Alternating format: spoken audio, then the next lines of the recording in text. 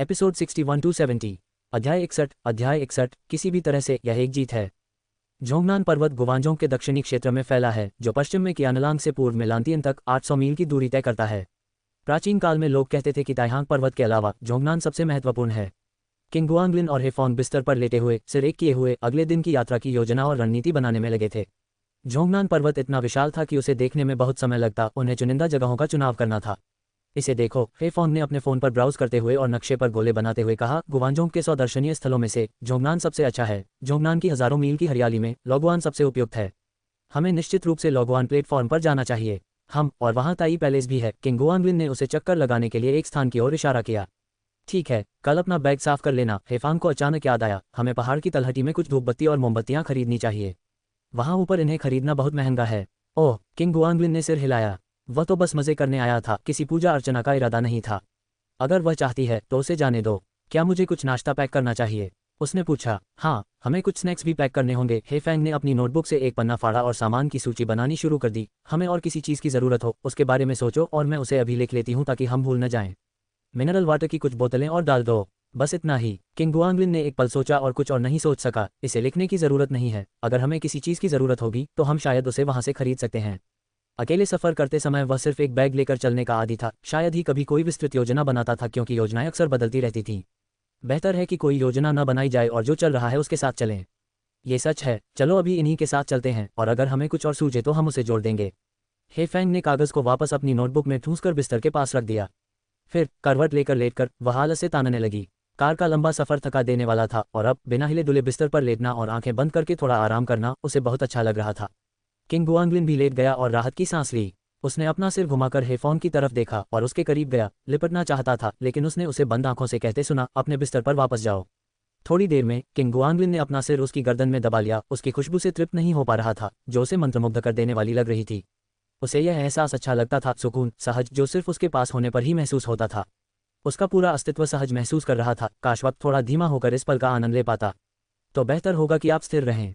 अगर आप हिलें तो अपने स्थान पर वापस चले जाएं, हेफांग ने बिना हिले डुले कहा। ट्विन रूम में 2 सिंगल बेड थे, जो घर के बेड जितने बड़े नहीं थे। सिंगल बेड पर दोनों बेड काफी पास पास थे, अजीब तरह से बड़े बेड से ज्यादा आरामदायक। किंग गुआंगलिन अनजाने में ही नींद में डूब गया। जब उसकी आंख खुली तो बाहर घना अंधेरा था। कमरे की लाइट जल रही थी, लेकिन उसकी बाहों में जो इंसान था वह गायब था। उसका दिल घबरा गया। वह उठा और इधर उधर देखने लगा, लेकिन जब उसे शौचालय में हलचल दिखाई दी तभी उसे चैन आया। वह वापस लेट गया और उस छाया को देखकर खुद को शांत किया। बहते पानी की आवाज़ उसके कानों में गूंज रही थी, और एक पल बाद किंग गुआंगलिन को एहसास हुआ कि वह नहा रही है। अर्धपारदर्शी पाले से ढके शीशे को देखकर वह थोड़ा घबरा गया। उसने इस स्थिति के बारे में सोचा था, लेकिन अब जब ये हो रहा था तो वह घबराया हुआ था। यह उसका पहली बार था जब वह विपरीत लिंग के व्यक्ति के साथ कमरा साझा कर रहा था, और उसे समझ नहीं आ रहा था कि उसे किन बातों का ध्यान रखना चाहिए। क्या बाद में जब नहाने की बारी आएगी तो हेफेंग शीशे से बाहर देखेगा? ये सोचकर किंग गुआंगलिन को अजीब लगा। होटलों में शौचालय कांच के क्यों होते हैं? छायाचित्र को देखने में तल्लीन होकर उसका मन उस आधी पिचकी हुई गेंद की ओर वापस चला गया। विभिन्न छवियों के बीच घूमता रहा, जब तक कि उसने अपने सिर को जोर से हिलाया, विचारों को एक तरफ धकेल दिया और अपने बिस्तर पर वापस आ गया। पानी की आवाज़ अचानक बंद हो गई, और कुछ ही देर बाद बाथरूम का दरवाज़ा खुला। हेफेंग एक बड़ी सफ़ेद टी शर्ट पहने बाहर निकली। उसके ताज़े ताज़े नहाए हुए गोरे पैर बाहर झांक रहे थे। हाथ में तौलिया लिए वह अपने बाल सुखा रही थी।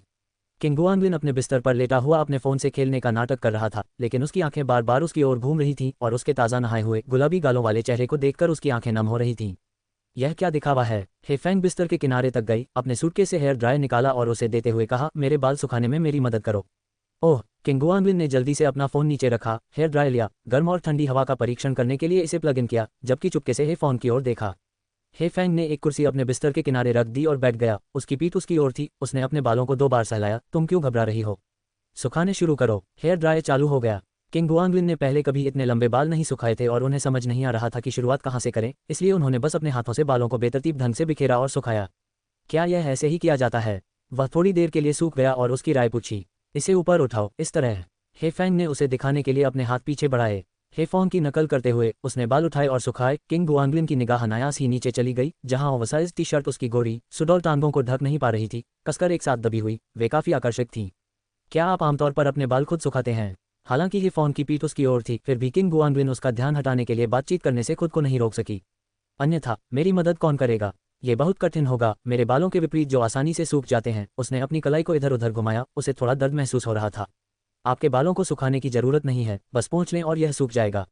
ये सच है। हे फैंग ने अचानक उसके पैर फैला दिए। क्या वे अच्छे लग रहे हैं? किंग गुआंगलिन चौंका, अवचेतन रूप से सिर हिलाया, फिर उसे एहसास हुआ कि वह उसका इशारा नहीं देख सकती। उसने कहा, वे अच्छे लग रहे हैं, वास्तव में अच्छे। अब तुम केवल देख सकती हो। हे फैंग ने ऐसा जानबूझकर किया, अपने पैरों को कुछ बार हिलाया। सचमुच। किंग गुआंगलिन को अचानक थोड़ा साहस महसूस हुआ। चूंकि वे एक ही कमरा साझा कर रहे थे, तो थोड़ा सा छूने में क्या बुराई हो सकती है? या फिर आप और क्या करना चाहते हैं? आपको क्या लगता है मैं क्या करना चाहता हूँ? इसके बारे में सोचना भी मत, बस यहीं रहो। हे फैंग ने धीरे से अपना सिर हिलाया, जानबूझकर उसे लालसा दी। यह उस शरारत का बदला था जो उसने पहली बार अंदर आने पर की थी।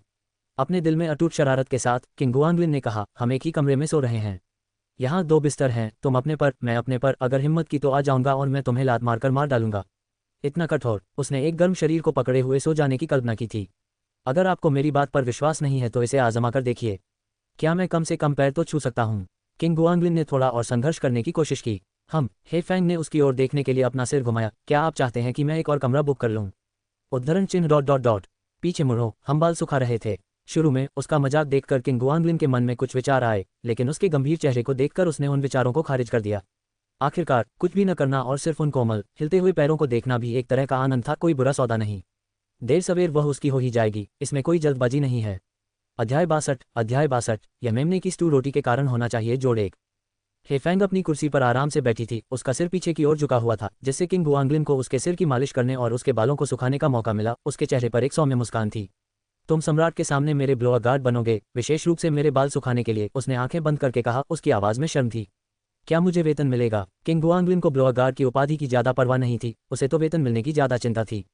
हे फैंग को पता था कि उसकी तनख्वाह का क्या मतलब है। उसने कुछ देर सोचा और उसे मना करने का फैसला किया, वरना इनाम के तौर पर देने के लिए कुछ खास बचता ही नहीं था। मेरा ब्लोअर गार्ड होना अपने आप में एक बड़ा सम्मान है, और तुम अभी भी तनख्वाह के बारे में सोच रहे हो। खैर, मैं। किंग गुआंगलिन ने 2 शब्द कहे और अचानक रुक गया। इस कोण से वह उसकी गर्दन के नीचे देख सकता था। पिछली बार वाले आसमानी नीले आवरण के बिना वह उसकी आंखों के ठीक सामने थी, जिससे उसे गहरा सदमा लगा। तुम क्या हो? हे फैंग ने हैरानी से पूछा। उसने हाथ हिलाना भी क्यों बंद कर दिया था। कुछ नहीं, कुछ नहीं। किंग गुआंगलिन ने अपनी नजरें उसके रेशमी बालों पर वापस लाने की कोशिश की। क्या? गार्ड ने कहा। सम्राट के सामने ब्लोअर गार्ड, ये बहुत शक्तिशाली लगता है ना? हाँ, बहुत शक्तिशाली, बहुत शक्तिशाली, उसने कहा, अनजाने में फिर से नजर घुमाते हुए। तो क्या आप अभी भी वेतन चाहते हैं? किंग गुआंगलिन ने मुश्किल से निगला, फिर ईमानदारी से अपना सिर हिलाया। अब और नहीं। उसने कभी सोचा भी नहीं था कि बंधन से मुक्त होने के बाद यह इतना शानदार होगा। क्या इस तरह घूमना थका देने वाला नहीं था? क्या उसे याद दिलाना चाहिए? नहीं। अगर वो नाराज हो गई तो बेहतर होगा कि ऐसा दिखावा करो कि कुछ हुआ ही नहीं। ये सही है, न केवल आप वेतन नहीं मांग सकते, बल्कि आपको मुझे श्रद्धांजलि भी देनी होगी। मुझे जो भी चाहिए आपको। हे फैंग ने अपनी धीमी होती हाथ की हरकतों से बेखबर होकर बोलना जारी रखा। हाँ। किंग गुआंगलिन ने लगातार सिर हिलाया। हे फैंग ने 2 बार विजयी स्वर में गुनगुनाया। फिर अचानक उसे लगा कि हेयर ड्रायर बंद हो गया है, इसलिए उसने अपना सिर घुमाया और पूछा, तुमने ऐसा क्यों किया? क्या हुआ? वह डर के मारे हौंफने लगी। किंग गुआंगलिन अपने हाथ से अपना चेहरा ढांक रहा था, उसकी उंगलियों से लगातार खून रिस रहा था। कुछ नहीं, कुछ नहीं। किंग गुआंगलिन ने आंखों से संपर्क न करते हुए अपना सिर ऊपर की ओर झुकाया और समझाया, मुझे थोड़ी गर्मी लग रही है। ये सही है, मैंने पहले जो मेमने का स्टू खाया था वह बहुत पौष्टिक था। ऐसा कैसे हो सकता है? हे फैंग ने जल्दी से उसे बगल से कुछ टिश्यू पेपर दिए। मेमने का स्टू खाने से नाक से खून आना तो पहले कभी नहीं सुना था। किंग गुआंगलिन बुरी तरह से उसे दोषी ठहरा रहा था, लेकिन अंत में यह उसकी अपनी गलती थी कि उसने झांकने की इच्छा का विरोध नहीं किया। 1 नज़र, 2 नज़र, 3 नज़र। एक बार शुरू हुआ तो रुक ही नहीं पाया और इस तरह ये हादसा हो गया। वो बस अपनी नाक पोंछता रहा और उसे दिलासा देता रहा, कोई बात नहीं, थोड़ी देर में रुक जाएगा। जाओ इसे धो लो, शायद माथे पर थोड़ा ठंडा पानी छिड़कने से आराम मिलेगा। हे फॉन्ग ने चिंतित होकर सुझाव दिया। मेमने का स्टू खाने से निश्चित रूप से ऐसा नहीं हुआ होगा, बल्कि संभवतः इसलिए भी कि वह उसे चिढ़ाने के लिए अपनी टांगें फैला रही थी। उसने अफसोस से अपनी टी शर्ट खींची और अपनी टांगें थोड़ी ढकने की कोशिश की। ये लड़का अपनी जवानी के पूरे उफान पर था, उसे थोड़ा संयम बरतना चाहिए था। उसकी टी शर्ट खींचते और उसकी चिकनी कॉलरबोन पर अपनी नजर पड़ते देख किंग गुआंगलिन की नाक से खून और भी तेज हो गया। उसने आह भरी और आंखें बंद कर लीं। तुम खुद ही सुखा लो, मुझे बस शांत होने की जरूरत है। अब सुखाने की कोई जरूरत नहीं है, बस जाकर धो लो। हे फैंग ने अपने बालों को बिखरा दिया। उन्हें लगा कि वे लगभग सूख चुके हैं, और एक टिश्यू पेपर लेकर उसके पास खड़ी होकर उसे आगे बढ़ने के लिए प्रेरित किया। एक पल में किंग गुआंगलिन हिचकिचाई, उठना नहीं चाहती थी, ये सुविधाजनक नहीं था, और अगर उसने देखा तो ये बहुत शर्मनाक होगा। आपको यहाँ खड़े होने की जरूरत नहीं है, टिश्यू को एक तरफ रख दें और हेयर ड्रायर को आराम दें। क्या ये गंभीर है? हे फैंग अभी भी चिंता से उसकी ओर देख रहा था, 1 इंच भी नहीं हिला। सच में, ये कुछ भी नहीं है। किंग गुआंगलिन ने देखने के लिए आंखें खोली और फिर जल्दी से बंद कर लीं। हार मानकर चुप हो गया। वह उसे यूं ही पलटने के लिए तो नहीं कह सकता था, है ना? उसके पास कोई चारा नहीं था, बस यही कहना था कि खाना ज्यादा भारी था और मेमने के स्टू को ही दोष दे देना था। कुछ और होता तो बहुत शर्मनाक होता। मैं ऊपर देखूंगी कि क्या कोई अच्छा उपाय है। हेफॉन मुड़ी और अपना फ़ोन लेने के लिए अपने बिस्तर पर चली गई, जिसका उद्देश्य बायडू से परामर्श करना था। ठीक है, खोजने में अपना समय लो। किंग गुआंगलिन बिस्तर से उछलकर बाथरूम की ओर भागी और पीछे मुड़ी। मैं पहले नहा लूंगी। ये औरत वास्तव में एक राक्षस है, वह उसे एक पल में उत्तेजित कर सकती है, लेकिन वह इसे संभाल नहीं सकता। खून बहना शर्मनाक है। गनीमत है कि उसे कुछ पता नहीं, वरना उसकी इज्जत पूरी तरह से बर्बाद हो जाती। आगे चलकर ये जरूर मजाक का पात्र बन जाता, बस सोचकर ही डर लगता है। शीशे के सामने खड़े होकर किंग गुआंगलिन ने उस पर से धुंध को मिटा दिया। नाक से खून बह रहा एक आदमी स्पष्ट रूप से दिखाई दिया। चाहे आप उसे कैसे भी देखें, वह मूर्ख लग रहा था। अरे वाह, टीवी पर जो दिखाया जाता है कि किसी सुंदरी को देखकर नाक से खून आने लगता है, वह सच है। कपड़े उतारते हुए वह बुदबुदाया, नहाने का इरादा तो था ही, नहा ही लूं। उसने शॉवर चालू कर दिया और बर्फ जैसा ठंडा पानी उसके सिर के ऊपर से बरसने लगा, जिससे उसके रोंगटे खड़े हो गए। आरामदायक ठंडे पानी ने धीरे धीरे गर्मी को धो दिया और ठंडक पहुंची। किंग गुआंगलिन ने शीशे से बाहर झांका। उसे यकीन नहीं हो रहा था कि हेफांग उसे देख रहा है या नहीं। उसने सोचा, वह वैसे भी स्पष्ट रूप से नहीं देख सकती, वह जैसे चाहे वैसे देख सकती है। उसने बगल में रखे शॉवर जेल को उठाने के लिए हाथ बढ़ाया, लेकिन अचानक रुक गया। रैक पर 2 हैंगर रखे थे, जिन पर 2 सफ़ेद कपड़े पानी से टपक रहे थे। शायद उसने अभी अभी उतारकर धोए थे। उसके दिल की शांति फिर से गर्म हो गई। किंग गुआंगलिन ने जल्दी से शॉवर जेल उठाया, घूमा और खून बहना बंद कर दिया। ज्यादा सोचने से फिर से फुंसी निकल सकती थी। उसने अपनी आंखें बंद कर ली, कुछ देर तक ठंडे पानी को बहने दिया और जब वह शांत हो गया तो उसने आराम से नहाया, अपने शरीर को सुखाया और बाहर जाने के लिए कपड़े पहने। हेफेंग पहले से ही बिस्तर पर लेटा हुआ अपने फ़ोन से खेल रहा था और उसे बाहर आते देख उसने पूछा, इसमें तो काफ़ी समय लग गया, क्या तुमने स्नान किया? क्या नाक से खून आना बंद हो गया? नहाया तो रुक गया। किंग गुआंगलिन ने अपने बाल सुखाने के लिए बिस्तर के पास रखा हेयर ड्रायर उठाया। तुमने नहाने के बाद कपड़े क्यों नहीं बदले? हेफेंग ने अपना फ़ोन नीचे रख दिया और उसकी ओर देखा।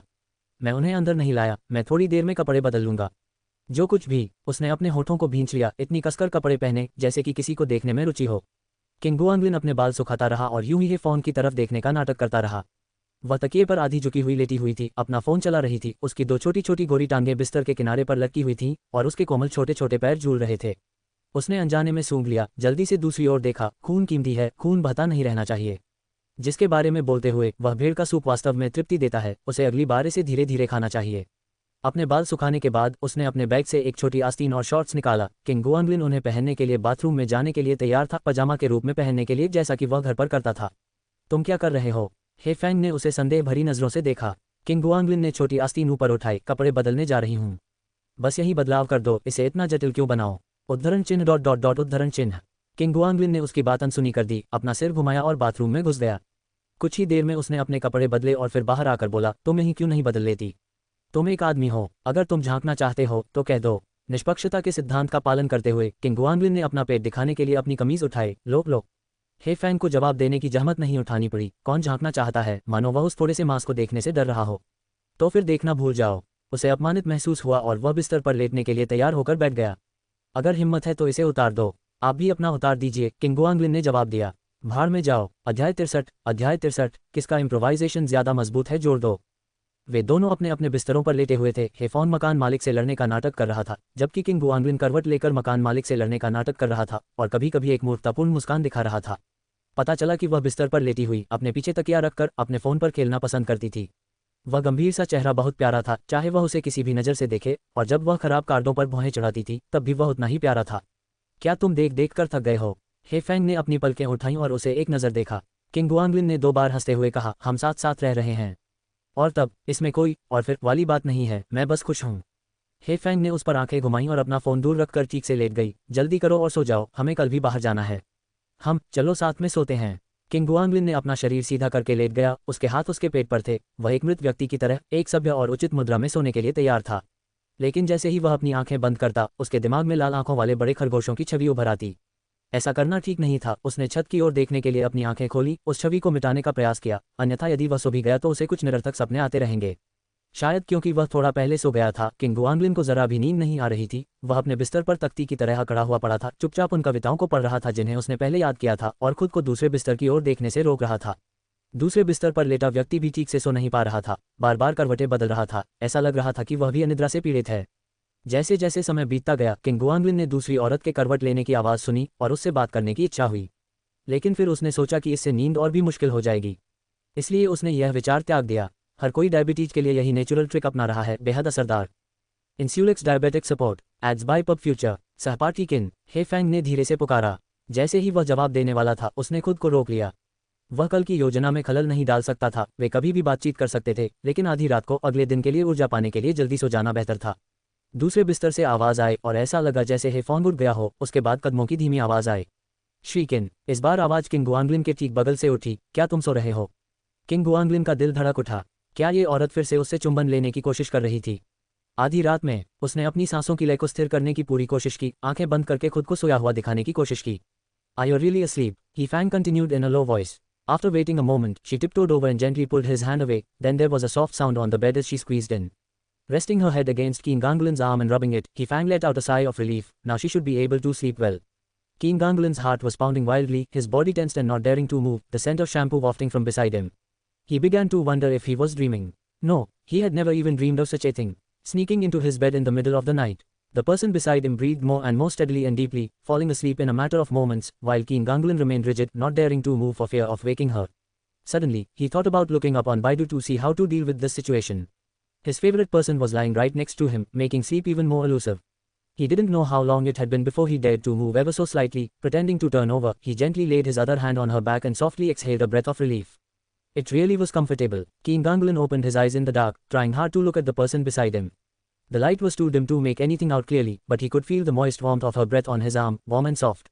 The damned woman was just being stubborn, claiming she would kick him out, and now wasn't she sneaking over herself? Ads by Pub Future. Indeed, people in love think alike. What he thought, she also thought. It was just shyness, that's all. Amidst his jumbled thoughts, Keen Ganglin wasn't sure if he had fallen asleep or not, but he would open his eyes every so often to take a peek at her. Although he could only see her silhouette, it gave him a comforting feeling. Every time He Fang stirred slightly, he would immediately open his eyes, quietly waiting to see if she would make any other movements before closing his eyes again to try to fall asleep. This half-asleep, half-awake state persisted until the sky began to brighten. He Fang stirred again, and Keen Ganglin instinctively opened his eyes. Seeing her moving as if she were about to wake up, he quickly pretended to fall back asleep. He felt the person next to him shift slightly, then hold him even tighter. They lay quietly for a while until Keen Ganglin couldn't resist the urge to open his eyes to see whether she was truly awake. That's when she lifted her head, leaned over and planted a kiss on him, then carefully removed his hand from her back and quietly got out of bed. Keen Ganglin remained motionless, playing along with her act. It wouldn't be good to expose her now, she might become embarrassed and angry, and what if that made her not want to come over that night? Just when he thought He Fang had returned to her own bed, she grabbed his hand again. She gently pulled it to the edge of the bed, rubbed it against her calf and then placed it back. इससे संतुष्ट हो गए mister pigs trotters. हे Fang ने धीरे से बुदबुदाया, फिर उसे फिर से चूमने के लिए नीचे झुका। किंग गुआंगलिन थोड़ी उलझन में थी। क्या उसे एहसास हुआ कि वह सोने का नाटक कर रहा था? एक आंतरिक संघर्ष के बाद उसने अपनी आंखें खोलीं। पता चलने के बाद दिखावा करने का कोई मतलब नहीं था। हे फैंग अचानक आंखें खोलकर उछल पड़ा। तुम कब जागे? उद्धरण चिन्ह डॉट डॉट डॉट उद्धरण चिन्ह। किंग गुआंगलिन फिर से दंग रह गया और एक पल के बाद उसने जवाब दिया, अभी, जब तुमने मुझे चूमकर जगाया था। जाहिर है, उसने ध्यान नहीं दिया था, इसलिए खेलते रहना ही बेहतर है। यह क्या है? उसने आंखें मलते हुए उलझन का नाटक करते हुए पूछा। मैं अभी टॉयलेट गया था। मैंने तुम्हें गहरी नींद में सोते देखा और सोचा कि तुम्हें इनाम दूं। हे फैंग ने बहाना बनाया, फिर शक भरी नजरों से उसे देखा। क्या तुम सच में अभी उठे हो? क्या मेरे जागने से पहले तुमने कुछ किया था? किंग गुआंगलिन ने सवालिया लहजे में पूछा। क्या आपको डायबिटीज है? डिलीट होने से पहले इसकी जांच कर लें। मधुमेह हमेशा के लिए खत्म हो जाएगा। सोने से पहले करें ये काम। नहीं, मैं कैसे कर सकती हूँ? हे फांग ने बेपरवाही से कहा और पलटकर अपने बिस्तर पर लेट गई। अभी तो बहुत जल्दी है, चलो सोते ही रहते हैं। किंग गुआंगलिन ने हाथ बढ़ाया और खुद से बुदबुदाया, मेरा हाथ इतना दुख क्यों रहा है? अपनी बाह नीचे रखकर मत सो। हे फैंग ने उसकी तरफ देखा। जाहिर है अगर तुम उस पर सोओगे तो तुम्हारी बाह में दर्द होगा। ओह, यही कारण है। किंग गुआंगलिन ने एहसास जताते हुए सिर हिलाया। यह महिला वास्तव में जानती है कि नाटक कैसे करना है। कल रात मैंने सपना देखा कि मैं पूरे समय तुम्हें पकड़े हुए था। उसने कंबल को खींचा और उसे अपनी गर्दन तक खींच लिया, जिससे उसका केवल सिर ही बाहर रह गया और वह उसे देखता रहा। हे फैंग भी कंबल में दुबक गई, सिर्फ सिर दिखाते हुए। तुम हमेशा ऐसे ही बेतुके सपने देखती रहती हो। इसमें क्या बकवास है? मैं तो बस तुम्हें पकड़े हुए था, बस इतना ही किया था। किंग गुआंगलिन ने अपना चेहरा सीधा रखने की कोशिश की। उसे डर था कि वह अपनी हंसी नहीं रोक पाएगा। उसकी यह प्रेमिका बहुत प्यारी थी, उसने ये सब किया था, फिर भी वह ये स्वीकार करने में बहुत शर्मिंदा थी। जैसा कि कहावत है, हमारे दिन के विचार रात में हमारे सपनों को आकार देते हैं। ऐसा मत सोचो कि मैं नहीं जानता कि तुम क्या सोच रहे हो। हे फॉन्ग ने मासूमियत का भाव बनाए रखा। तो क्या मैं आपके पास आ सकता हूँ? उसने पूछा। नहीं, इसके बारे में सोचो भी मत। ठीक है तो। किंग गुआंगलिन मुस्कुराए बिना नहीं रह सकी। वैसे भी वह रात में खुद ही आ जाएगी। तुम किस बात पर हंस रहे हो? हे फैंग ने उसे शक भरी निगाहों से देखा। वह अचानक क्यों हंस रहा था? मुझे अभी अभी एक सुखद बात याद आई। कौन सी खुशी की बात? मैं 1 लाख बीन्स जीतने वाला हूँ। की तेजी, आसमान अभी हल्का होने लगा था, सूरज अभी उगना बाकी था। वे दोनों एक दूसरे के सामने करवट लेकर लेटे हुए थे और बीच बीच में बातें कर रहे थे। जिस व्यक्ति से आप प्यार करते हैं उसका आपके साथ होना, यही सबसे खूबसूरत बात। अध्याय 64, इसे पूरा करो और मैं तुमसे वादा करता हूँ। 13। रेशम के कीड़ों की तरह कोकून में लिपटे वे काफी देर तक बिस्तर पर लेटे रहे और 8 बज चुके थे जब किंग गुआंगलिन और हेफोंग आखिरकार नहाने के लिए उठे। किंग गुआंगलिन ने अपने बैग से सारा सामान खाली कर दिया और खाली बैग लेकर जाने के लिए तैयार हो गया। हेफेंग ने एयर कंडीशनर बंद कर दिया, कमरे में चारों ओर देखा कि कुछ भी पीछे छूट न गया हो और फिर किंग गुआंगलिन का हाथ पकड़कर बाहर चला गया। चलो पहले नाश्ता कर लें। हालांकि उसे ठीक से नींद नहीं आई थी, फिर भी किंग गुआंगलिन ऊर्जा से भरपूर था। हेफोंग उसे आराम से टहलने के लिए अपने साथ ले गया और आखिरकार उन्होंने एक स्थानीय भोजनालय में नाश्ते में वॉन्टन का एक बड़ा कटोरा और तले हुए आटे की 3 स्टिक्स खाईं। सुबह हल्का खाना, दोपहर में पेट भर खाना और रात में भरपूर खाना। बचपन से ही उसने किन की माँ से यही सुना था, हालांकि उसे यकीन नहीं था कि इसमें कोई दम है भी या नहीं। खैर, नाश्ते में पेट भरा हुआ महसूस करने की उसकी कोई खास जरूरत नहीं थी, बस हल्का खाना ही काफी था। मालिक, मैं पूछना चाहता हूँ, क्या आप जानते हैं कि मैं आसपास धूपबत्ती और मोमबत्तियाँ कहाँ से खरीद सकता हूँ? खाना खत्म करने के बाद किंग गुआंगलिन ने अपना मुंह पोंछा और रेस्तरां के मालिक से पूछा। मालिक, जो लगभग 40 साल का था, खाने वालों का बहुत मेहमाननवाजी से स्वागत कर रहा था। वह उन्हें बाहर ले गया और रास्ता दिखाया। सबसे नज़दीकी दुकान उधर है, बस 10-15 मिनट उस तरफ चलो और तुम्हें वह दिखाई देगी। ठीक है, बहुत बहुत धन्यवाद। किंग गुआंगलिन ने आभार व्यक्त किया और मालिक के निर्देशों का पालन करते हुए वे चल पड़े। उनका उत्साह ऊंचा था और उनके कदम तेज थे। उन्हें उस दुकान तक पहुंचने में 10 मिनट से भी कम समय लगा, जिसके बारे में मालिक ने बताया था कि वह 15 मिनट की पैदल दूरी पर है। हेफांग ने दुकान में खूब घूमकर देखा और कुछ सोच विचार के बाद दुकान में सबसे अच्छी बांस की धूपबत्ती चुन ली। उसका शरीर पीले रंग का था और हैंडल लाल था और वह बेहद टिकाऊ थी, टूटने की संभावना नहीं थी। हर ट्यूब में लगभग 100 तीलियां थीं और हेफांग ने 3 ट्यूब उठाकर किंग गुआंगलिन के बैग में रख दी। क्या हमें इतनी ज़रूरत है? किंग गुआंगलिन हैरान रह गया। आमतौर पर धूपबत्ती चढ़ाने के लिए कुछ बत्तियां ही काफ़ी होती हैं और अगर कई बार भी चढ़ाना पड़े तो एक ट्यूब ही काफ़ी होती है। ज़्यादा जलाना बेहतर है, कभी ज़्यादा नहीं होता, हेफांग ने तर्क दिया जब उसने पैसे देने के लिए अपना बटुआ निकाला। हमें धूप चढ़ाने में कंजूसी नहीं करनी चाहिए। बेहतर होगा कि आप तैयार रहें। अगर वे श्रद्धांजलि देते हुए भाग गए तो शर्मनाक होगा। ठीक है, हम कंजूसी नहीं करेंगे। किंग गुआंगलिन ने सहमति जताते हुए उसे अपनी मर्जी से काम करने दिया। आखिरकार ये तो बस धूपबत्ती थी, ज़रूरत पड़ने पर वे इसे मुट्ठी भर जला सकते थे। अगरबत्ती की दुकान के मालिक को ऐसे ग्राहक बहुत पसंद थे। वह बिना किसी को टोके खुद ही हंसता रहता था। जब वे पैसे देकर चले जाते तभी वह उन्हें अलविदा कहता, अपना ख्याल रखना। इसके बाद वे पास के एक सुपरमार्केट में गए और ब्रेड और बिस्कुट जैसे कुछ स्नैक्स खरीदे, जिनसे किंग गुआंगलिन का बैकपैक भर गया और फिर सड़क के किनारे एक टैक्सी लेकर कुइहुआ पर्वत की ओर चल पड़े। पहाड़ की ओर जाने वाला रास्ता लुओ शहर से बिल्कुल अलग नज़ारा पेश करता था। उत्साह से भरी हेफोंग ने खिड़की से बाहर देखा। थोड़ी देर बाद उसने अचानक किंग गुआंगलिन का हाथ हिलाया। देखो, थंडरक्लैप मार्ट। कहाँ? उत्सुकतावश किंग गुआंगलिन ने पीछे मुड़कर देखा। कार तेजी से चल रही थी और जब तक वह मुड़ा उसे बस एक छोटा सा जर्जर घर दिखाई दिया जिसके ऊपर एक स्पष्ट बोर्ड लटका हुआ था। संदेह से उसने पीछे मुड़कर पूछा, वह छोटा सा मिट्टी का घर? हाँ, मैंने वो साइन बोर्ड देखा था। हेफांग भी हैरान था। इतना साधारण मिट्टी का घर खुद को थंडरक्लैप मार्ट कहने की हिम्मत कैसे कर सकता है? किंग गुआंगलिन ने फिर पीछे मुड़कर देखा, लेकिन अब देखने लायक कुछ भी नहीं था। उसने सोचा, शायद ये खुद ही कहा होगा। वापस आते समय हम फिर से देखेंगे। थंडरक्लैप मठ बुद्ध की साधना स्थली के रूप में प्रसिद्ध था। ऐसा नाम रखने के लिए निश्चित रूप से एक बहुत बड़े मंदिर की आवश्यकता होगी। वह छोटा जर्जर घर एक साधारण मिट्टी की ईंटों से बना घर था, जिसकी छत मानो पुआल से बनी हो। टैक्सी तेजी से आगे बढ़ी और उन्हें आसानी से कुइहुआ पर्वत की तलहटी तक ले गई, जो पहाड़ की ओर जाने वाली सड़क के पास थी। कुइहुआ पर्वत जोंगनान पर्वतमाला की अनूठी सुंदरता के लिए जाना जाता था। पिछले दिन के अपने शोध के बाद हेफांग ने इसे अपने पहले दिन का लक्ष्य बनाने का फैसला किया था। पहाड़ी रास्ते के सामने खड़ी होकर उसने ऊपर देखा और फिर किंग गुआंगलिन का हाथ थामकर ऊपर की ओर चल पड़ी। सप्ताहांत में भी आसपास काफी लोग थे। लाठी लिए बुजुर्ग, हाथों में हाथ डाले जोड़े और बच्चों वाले परिवार सभी पहाड़ी रास्ते पर टहल रहे थे। वे दोनों उत्साह से भरे हुए हाथ पकड़े हुए ऐसे चल रहे थे मानो हवा उन्हें आगे बढ़ा रही हो और तेजी से कई लोगों को पीछे छोड़ रहे थे। वे पहाड़ी द्वार पर मंदिर के चौक पर पहुंचे, जहां और भी लोग जमा हो गए थे। टिकट कार्यालय पर पहले से ही कतार में खड़े थे। किंग गुआंगलिन टिकट खरीदने के लिए लाइन में खड़ा हो गया और बगल वाले स्टैंड से एक नक्शा उठा लिया। वह हेफोंग के पास गया और पूछा, पहले कौन सा रास्ता? मुझे देखने दो। हेफेंग ने नक्शे का अध्ययन किया, अपनी उंगली से रास्ता बनाते हुए कहा, ये रास्ता क्लाउड लैडर से ऊपर, स्वर्गीय पूल से होते हुए और फिर कुइहुआ पैलेस तक। यही मैं सोच रहा था। किंग गुआंगलिन मुस्कुराया। दो लोगों के विचार संयोगवश मिलते हैं और इस तरह की बात हमेशा दिल को छू लेने वाली होती है। हेफांग ने थोड़े अफसोस के साथ ऊपर देखा। यह अफसोस की बात है कि हम 1 महीने से भी ज्यादा पहले आ गए। मैंने सुना था कि मंदिर का मेला जून के पहले दिन लगता है। उस दिन वहाँ बहुत रौनक होती है। जितने कम लोग उतना ही शांत माहौल, हर चीज़ की अपनी खूबियाँ होती हैं। किंग गुआंगलिन ने उसे प्रवेश द्वार की ओर ले जाते हुए कहा, अगर तुम सच में मंदिर का मेला देखना चाहती हो तो मैं तुम्हारे साथ फिर यहाँ आऊँगा। तुम्हारा मतलब यह है? मेरा मतलब ये है कि हेफेंग ने संतुष्ट होकर उसके गाल पर चुंबन किया। विचार ही मायने रखता है। अगली बार हम कहीं और चलेंगे। दोपहर का समय था और धूप तेज थी। हल्की हवा बही, जिससे स्वर्गीय कुंड के पानी में लहरें पैदा हुईं, जो लहर दर लहर फैल गईं। किंग गुआंगलिन एक धूप छाता लेकर हेफॉन्ग के पीछे पीछे चल रहा था और ध्यान रख रहा था कि उसकी गोरी प्रेमिका को धूप में धूप न लगे, ये बहुत बुरा होगा। क्विहुआ पैलेस अब नजर आने लगा था, जहां ज्यादातर जोड़े ही थे और केवल कुछ छोटे पर्यटक समूह मैचिंग टोपी पहने और झंडे लिए हुए आराम से इधर उधर टहल रहे थे। क्विहुआ महल के अंदर देवी क्विहुआ की एक संगमरमर की मूर्ति स्थापित थी, जो इस जगह की खासियत थी। क्विहुआ पर्वत को भी मूल रूप से यह नाम नहीं दिया गया था, इसे पहले ताई पर्वत कहा जाता था। इसी महिला के नाम पर इसका नाम बदलकर क्विहुआ पर्वत कर दिया गया।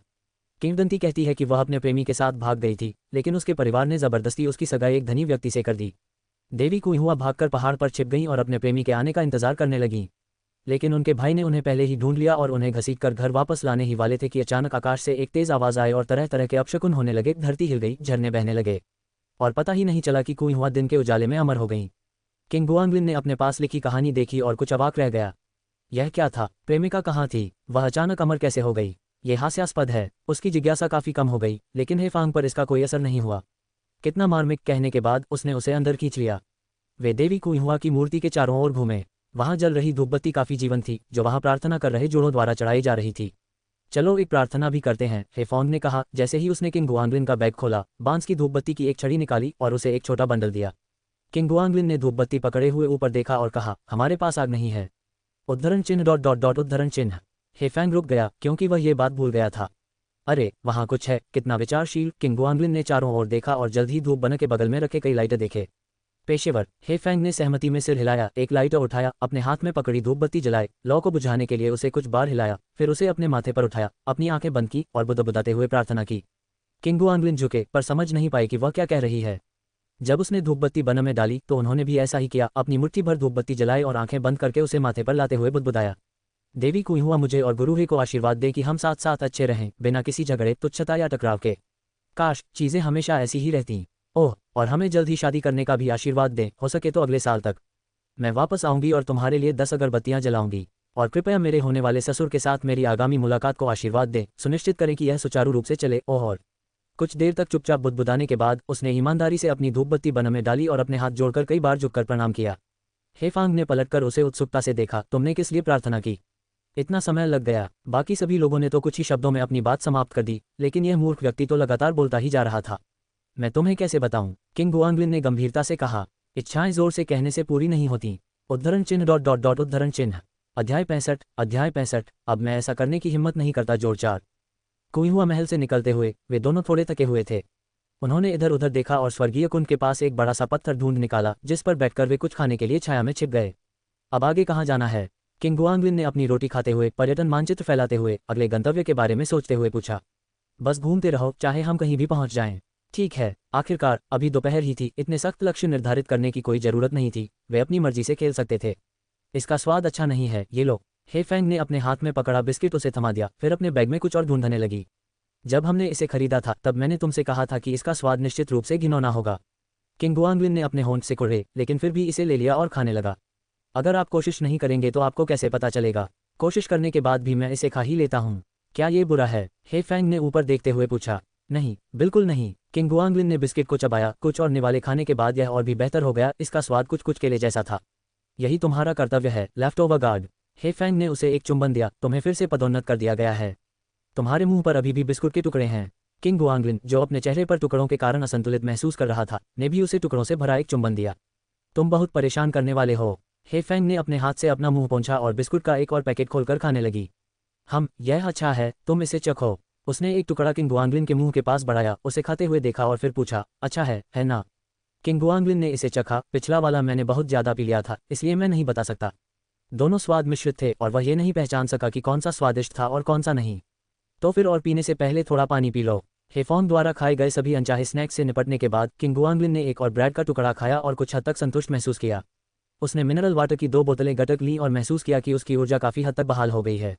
चलो बाद में वहां जाकर कुछ तस्वीरें लेते हैं, हेफोंग ने दूर की ओर इशारा करते हुए सुझाव दिया। दोबारा किंग गुआंगलिन को इससे डर लगता था। एक महिला के साथ फोटो लेना पैदल यात्रा से भी अधिक थका देने वाला था। एक ही स्थान पर पोज बदलना पड़ता था तथा प्रत्येक पोज में कई तस्वीरें लेनी पड़ती थी तथा सभी चयनों के बाद केवल एक ही उपयोगी फोटो मिल पाती थी। हेफेंग ने उसकी अनिच्छा को देखा और पहले की तरह उसे चुंबन से डराने में सक्षम नहीं होने के कारण उसने एक पल सोचा और फिर कहा, मैं उन्हें अपने क्षणों पर पोस्ट करूंगी। Why post that? King Guanglin seldom scrolled through that stuff, not being active on it. This way, all my friends will know I have a boyfriend, and they'll also know what he looks like, He Fang said, a glint of amusement in her eyes. My family will see it, too. Let's go take them now. King Gangulan immediately pulled her in that direction. This situation was favorable. Whether they were friends or not wasn't the issue. The priority was to give her family a heads up, making the eventual meeting smoother. Will your family dislike me? He suddenly asked. Is that what you should be worrying about now? Focus on winning enough beans before thinking about this problem. It's almost done. I'll have enough soon. He Fang's lips curved slightly, trying not to let herself laugh. I don't believe it. It's a matter of a couple of days. King Gangulan took out his phone, ready to show her, but when he tapped on the app to play Fight the Landlord, it required him to log in again. A bad feeling rose in his heart, and as he turned his head to glance at He Fang, the feeling intensified. Which account did you use to play Fight the Landlord yesterday? He Fang turned her head away. Of course, I used my own account to play. Uddharan Chinh ... Uddharan Chinh. A sense of dread welled up in King Gangulan's heart. It was all over. He quickly logged into the game of Dao Diju, and sure enough, his 5-digit count of beans had dwindled to 4 digits. He wore a look of indignant sorrow. That's cheating. Where is it? You still owe me a lot, He Fang said, guiltily glancing from side to side, refusing to make eye contact with him. Yesterday, he couldn't resist playing a few more rounds, only to lose that quickly. That's not the same thing. It was all a trap. King Gangulan was fuming. He knew it. How did she agree so easily? It was a setup. Right, a trap. That morning when he mentioned the beans were almost enough, she had acted so surprised, asking how it happened so fast. Such an act. Why aren't you moving? He Fang looked at him innocently, as if she hadn't done anything. You had this plan from the start, didn't you? He Fang feigned ignorance. Plan what? Uddharan Chinh ... Uddharan Chinh. King Gangulan was enraged. Still playing dumb. He was angry and anxious, but without a solution. After staring at her lovely face for a moment, he suddenly lowered his head and gave her a bite. Don't. He Fang had only managed to utter a single word before her mouth was covered, her eyes darting about in panic. It was just afternoon, peak time for tourists, and their display of affection was making her face heat up with shyness, wanting to break free. After a while, King Gangulan lifted his head for air but still held her tightly, his face close to hers. You have to accumulate them for me. पहले मुझे छोड़ो. हे Feng, लाल गालों के साथ छूटने के लिए संघर्ष कर रहा था.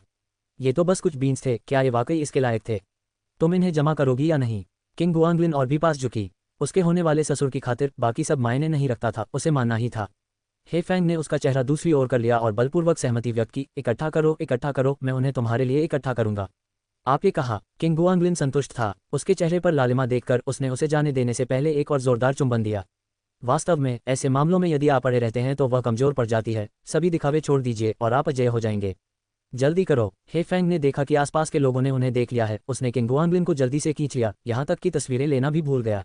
इतने सारे लोग, आप क्या कर रहे हैं? मैंने तो कभी नहीं कहा कि मैं आपको नहीं ले जाऊंगी. चलते समय उसने शिकायत की. उसके चेहरे की लाली अभी भी कम नहीं हुई थी. वह नाराजगी से मुंह बना रही थी. हमें कोई नहीं जानता, फिर डरने की क्या बात है? किंग गुआंगलिन अब शांत हो गया और थोड़ा पछतावा महसूस करते हुए, जिद से अपना बचाव करते हुए बोला, ये सब इसलिए है क्योंकि तुम बहुत चालाक हो. अगर तुमने दोबारा ऐसा करने की हिम्मत की तो मैं तुम्हें काट डालूंगा. हे फेंग उसे अपने साथ खींचती हुई ले गई. अंततः जब उसे सुरक्षित महसूस हुआ तो उसने सांस लेने के लिए रुक गई. उसे ये भी नहीं पता था कि वे कहाँ हैं. ये कहाँ है? किंग गुआंगलिन ने पर्यटक मानचित्र निकाला और उनका स्थान जानने की कोशिश की. हे फेंग ने उसे भयंकर रूप से घूरा. उसे बदला लेने का कोई अच्छा तरीका नहीं सूझा और हताशा में उसकी कमर के आसपास के नर्म मांस को चुटकी से दबाया. ये खिलवाड़ करने के लिए है. ये खिलवाड़ करने के लिए है. चुटकी बंद करो. आह. किंग गुआंगलिन दर्द से कराह उठी, क्योंकि वह बिना किसी लाभ के मुड़ गया और चकमा देने लगा. उसके हाथ इतनी कुशलता से भींचे गए थे कि प्रत्येक दबाव से उसकी सांसें तेज हो गईं. अरे, ये ताई पैलेस है. क्या आप रुककर सम्मान देना चाहेंगे? उसने एक पैर से दूसरे पैर पर उछलते हुए सफलतापूर्वक अपना ध्यान भटकाया. स्थिर रहो. हे फेंग ने उसे हिलना बंद करने का आदेश दिया. ठीक है, मैं नहीं हिलूंगा. किंग गुआंगलिन ने पर्यटक मानचित्र को पकड़े हुए अपनी स्थिति पुनः संभाल ली. उसे उसकी मंशा के बारे में कुछ भी पता नहीं था. क्या दर्द हो रहा है? उसने अपने छोटे हाथ धीरे से उसकी कमर पर रख दिए. ये बहुत बुरा दर्द देता है.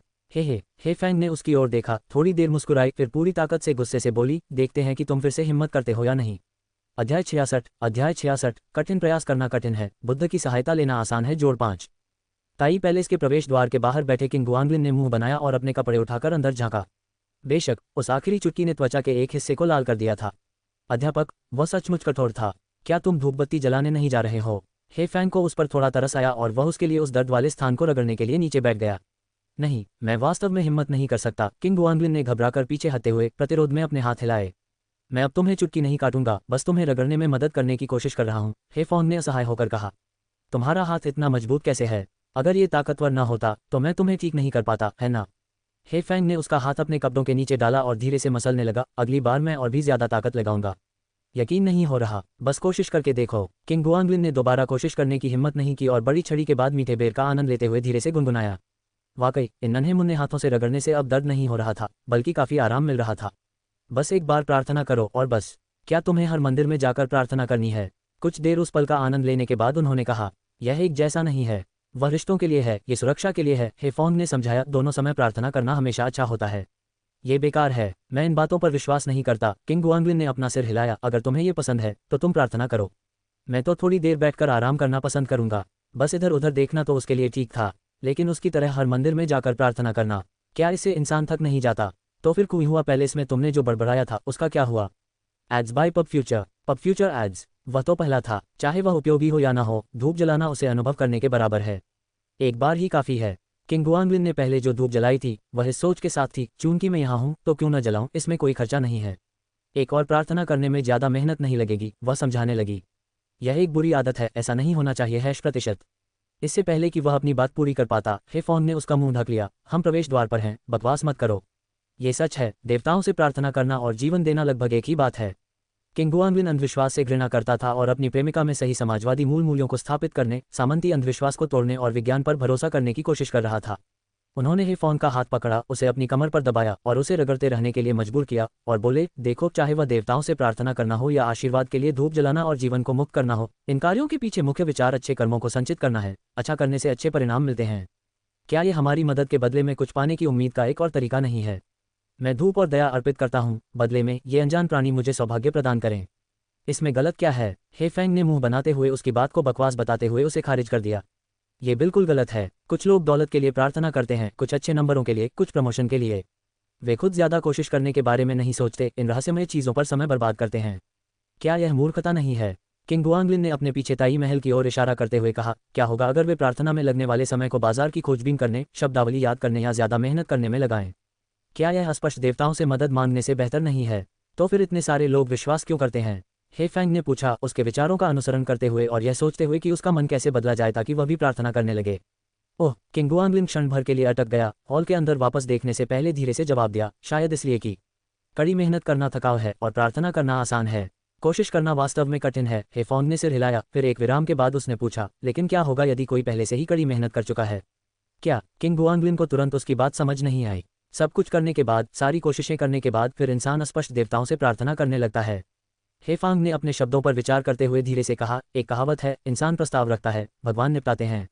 अगर कोई इंसान वो सब कर चुका है जो उसे करना चाहिए और आगे बढ़ना चाहता है, तो उसके पास बस यही विकल्प बचता है, भले ही इससे सफलता की संभावना थोड़ी ही बढ़े, उसे इसे नहीं छोड़ना चाहिए। पूरी तरह से, क्या तुम्हें नहीं लगता? किंग गुआंगलिन स्तब्ध रह गया, उसने इस पहलू पर कभी विचार नहीं किया था। यदि इसमें आशा की एक किरण भी जोड़ने की संभावना है तो हमें इसे नजरअंदाज नहीं करना चाहिए, है ना? पब फ्यूचर एड्स, ऐसा लगता है। किंग गुआंगलिन ने फिर सोचा, फिर उठ खड़ा हुआ और हेफोंग को हॉल की ओर खींचते हुए बोला, चूंकि हम यहाँ हैं तो क्यों न इसे आजमाया जाए। उसने अपनी प्रेमिका को उसके अंधविश्वासों से बाहर निकालने का इरादा किया था, लेकिन वह स्वयं ही उसमें घसीट लिया गया। जो परी भविष्यवाणी करने में माहिर थी, वह बहुत भयानक निकली। हेफेंग ने उसे ताई पैलेस के भव्य हॉल में ले जाने दिया, एक तरफ खड़े होकर दूसरों की प्रार्थना समाप्त होने की प्रतीक्षा करने लगी, और इस बीच उसने अपने बैग से खुली धूपबत्ती निकाल ली। कुछ ही देर में उनकी बारी आ गई, दोनों ने अगरबत्ती जलाई, उसे धूपदान में रखने के लिए आगे बढ़े, फिर एक साथ 2 कदम पीछे हटे, गद्दे पर घुटने टेके और हाथ जोड़कर चुपचाप प्रार्थना की। प्रार्थना समाप्त होने के बाद 2 आकृतियां, एक काली और एक सफेद, ने अपने हाथ जमीन पर टिकाए और दिव्य मूर्ति की ओर झुककर प्रणाम किया। किंग गुआंगलिन सीधा हुआ और अपने बगल में हेफोंग की ओर देखा। अचानक उसे लगा कि कुछ गड़बड़ है। अरे, क्या ये किसी शादी की रस्म जैसा नहीं लगता? वह क्या सोच रहा था, इससे अनजान, हेफोंग खड़ा हुआ, हॉल के साइड दरवाजे तक गया और इशारा किया, चलो एक भाग्य की छड़ी खींचते हैं। पहले आप जाए। किंग गुआंगलिन ने ये टीवी पर देखा था, लेकिन वास्तविक जीवन में कभी ऐसा नहीं किया था। झंझनाहट, झंझनाहट, झंझनाहट। हेफेंग ने भाग्य की छड़ियों से भरे डिब्बे को हिलाया। बांस की छड़ियां किनारों से टकराकर एक धीमी सी आवाज पैदा कर रही थीं। 7-8 बार हिलाने के बाद एक भाग्य की छड़ी बाहर गिर गई। किंग गुआंगलिन ने इसे देखने के लिए उठाया, इस पर बहुत छोटे अक्षर अंकित थे। उन्होंने ध्यान से पढ़ा और जोर से पढ़ा, शांत लहरों के साथ एक रेखा खींचना अच्छा है, 2 या 3 चीजों पर संदेह क्यों करें। चंद्रमा का प्रकाश शुद्ध है और बादल और धुंध स्पष्ट हैं, दोनों एक साथ यात्रा करते हुए ब्रह्मांड में चमकते हैं। ये बहुत अच्छे भाग्य की बात लगती है, उसने खुशी से कहा और उसे हेफोंग को दिखाने के लिए दे दिया। पब फ्यूचर एड्स, यह अच्छा लग रहा है। हेफोंग ने कुछ प्रसन्नतापूर्वक उत्तर दिया और फिर ध्यान से देखते हुए कहा, अब आपकी बारी है। हुश हुश हुश। किंग गुआंगलिन ने जिस आवृत्ति से कंटेनर को हिलाया, वह हेफोंग की तुलना में बहुत तेज थी और ध्वनि भी कहीं ज्यादा अराजक थी। बस कुछ ही झटकों में एक बांस की भाग्य बलि गिर गई। क्या लिखा है? वह उत्सुकता से देखने के लिए झुका। जब 1 महीने की कमी होती है, जब एक दर्पण गिर जाता है, एकजुट नहीं होता। उसने केवल आधा ही पढ़ा था जब हे फेंग ने भाग्य की छड़ी को कंटेनर में वापस फेंक दिया। ये बहुत अच्छा नहीं लगता है ना? फिर से निकालो, तुमने अभी इसे बहुत जल्दी में हिला दिया था। हे फेंग ने कंटेनर उसे वापस दे दिया। उद्धरण चिन्ह डॉट डॉट डॉट उद्धरण चिन्ह। असंतुष्ट लेकिन पिछले वाले को वापस पाने में असमर्थ, किंग गुआंगलिन ने कंटेनर लिया, इसे 2 बार हिलाया, फिर अचानक रुक गया और इसे हे फोन को वापस दे दिया। आप इसे पकड़ो। ऐसा क्यों? अपनी किस्मत उधार ले रहा हूँ। अगर आप पहली बार में सही कर सकते हैं तो आप फिर से कर सकते हैं, किंग गुआंगलिन ने उसका हाथ थामते हुए हंसते हुए कहा। उसके हाथों में कंटेनर था और उन्होंने उसे एक साथ हिलाया। दरार, भाग्य की छड़ी गिर गई और किंग गुआंगलिन ने जल्दी से उसे पकड़ लिया ताकि हे फोंग उसे वापस न फेंक सके। फिर वह खुद उसे पढ़ने के लिए मुड़ा। इसमें क्या लिखा है? हे फेंग ने उसके कंधे को खींचते हुए पूछा। वास्तव में मुझे आपकी किस्मत उधार लेनी पड़ी, किंग गुआंगलिन ने उसे भाग्य दिया। ये बहुत आशाजनक लग रहा है। हे फेंग ने इसे लिया और बारीकी से जांच की। उसकी आंखें धीरे धीरे नर्म हो गईं क्योंकि उसने एक मुस्कुराहट दबा दी। शिक्षक, वह वास्तव में प्रभावशाली है ना? हाँ हाँ, बहुत प्रभावशाली। क्या हमें भाग्य बताने वाला कोई नहीं ढूंढना चाहिए? किंग गुआंगलिन ने इधर उधर देखा, किसी ताओवादी या भाग्य कथन में विशेषज्ञता रखने वाले व्यक्ति की तलाश में। वह जिस तरह के व्यक्ति की तलाश कर रहा था उसे न पाकर वह हे फोंग की ओर मुड़ा। क्या तुम भविष्यवाणी करने में कुशल नहीं हो? क्या तुम इसका अर्थ बता सकते हो? मैं जो जानता हूं उसका इससे कोई लेना देना नहीं है, मैं इसकी व्याख्या नहीं कर सकता। अरे, ये तो दुख की बात है।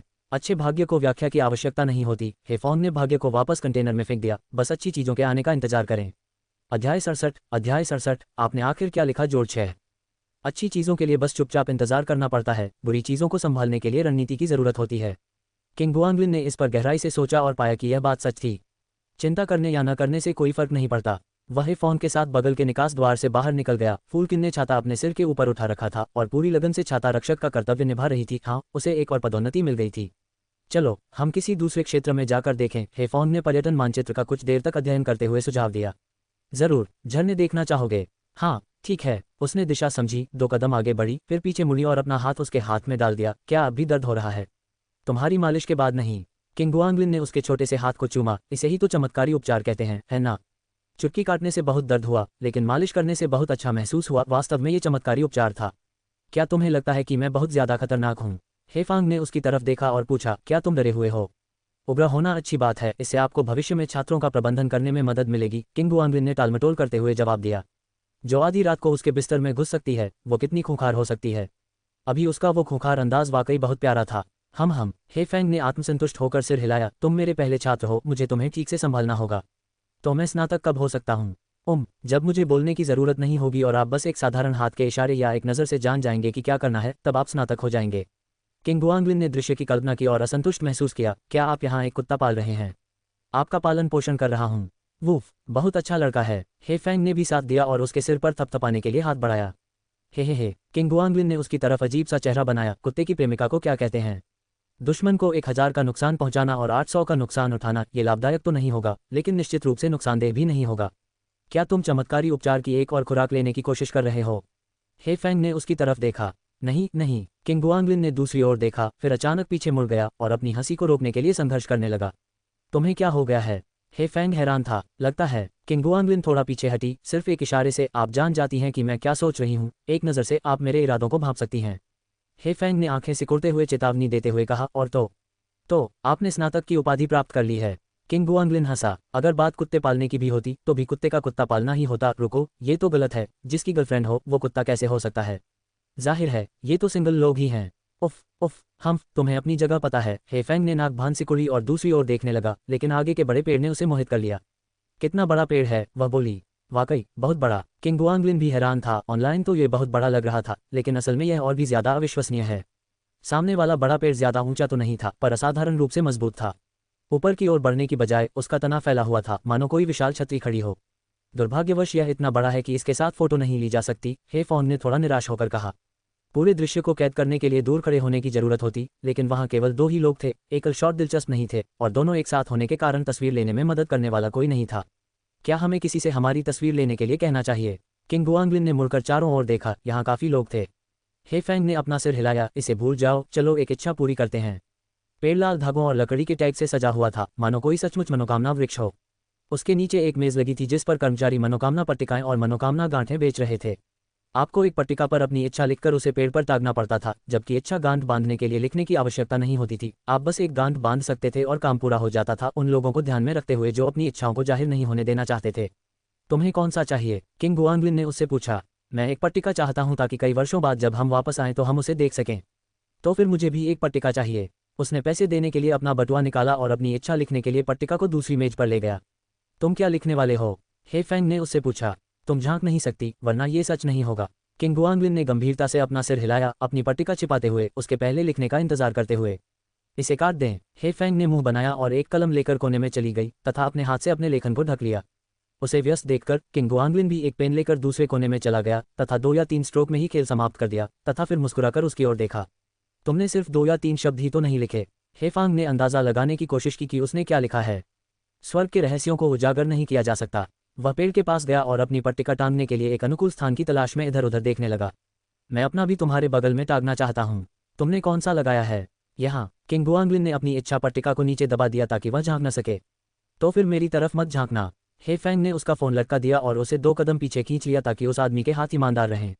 मैं दूसरों का देखूंगा, तुम्हारा नहीं। अपनी बेगुनाही साबित करने के लिए बड़े पेड़ के चारों ओर चक्कर लगाने के बाद किंग गुआंगलिन वापस आया और यह जानने के लिए उत्सुक था कि दूसरों ने क्या इच्छाएं की थीं। ये सही नहीं लगता है ना? जब वह पास आई तो हे फैंग हिचकिचाया। वह भी उत्सुक थी और चूंकि बहुत से लोग भी इधर उधर देख रहे थे, इसलिए उसे देखने की अनुमति मिल गई।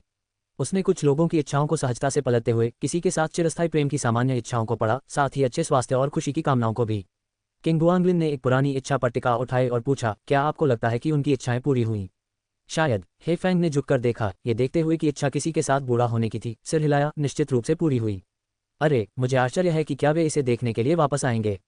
किंग गुआंगलिन की रुचि खत्म हो गई और उसने अपना हाथ वापस खींच लिया। कभी कभी हरे भरे पेड़ से पत्ते गिर रहे थे। एक हे फॉन के कंधे पर आ गिरा। उसने उसे झाड़कर हटा दिया और उसकी छोटी सी हथेली पकड़ ली, उंगलियां कसकर आपस में फंसाते हुए। ठीक है, चलें। कामनाएं मन की शांति पाने के लिए होती थीं, असल में मायने तो हर व्यक्ति के अपने प्रयास और समर्पण से था। ऐसी रहस्यमयी चीज़ों पर भरोसा करना थोड़ा अजीब था। चलो चलें। हे फैंग ने सिर हिलाया। कुछ दूर चलने के बाद उसने पीछे मुड़कर देखा। कौन जाने इसने कितने लोगों को आते जाते देखा होगा।